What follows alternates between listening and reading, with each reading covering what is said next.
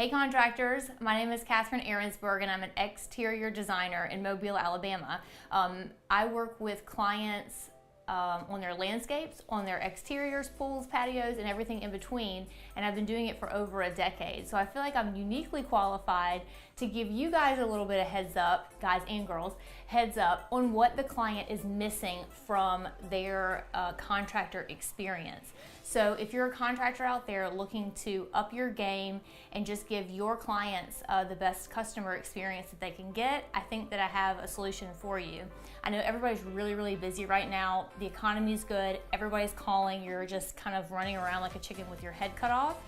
But this important thing still has to exist, and that is communication. I know it sounds so simple and so easy and like something that should just be so obvious, but believe it or not, it is the one thing that my clients complain about more often than any other. And it's actually the thing that frustrates me as a designer most often, is that you contact somebody, they may finally come around a couple weeks later, give you a call back, might give you a bid a few weeks after that, and then who knows if you ever hear from them again. So, as a contractor, if you could get in the habit of either just hiring somebody in your office that can make phone calls to call back the people, just answer a phone call,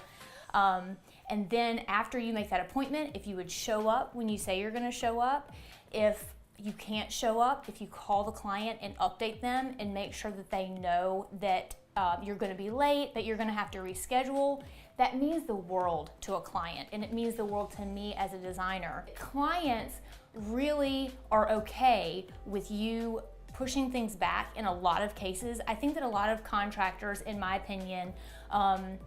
feel like the clients are going to be upset if you have to push the project back for weather reasons, or because you got ran into something else at the other job and had to push the next job back. But in reality, all clients want you to do is communicate with them. So if you can't get to their job when you say that you're going to, if you can communicate that you're going to have to push it back by a week or two or even a couple months, and then you actually show up when you say you're going to,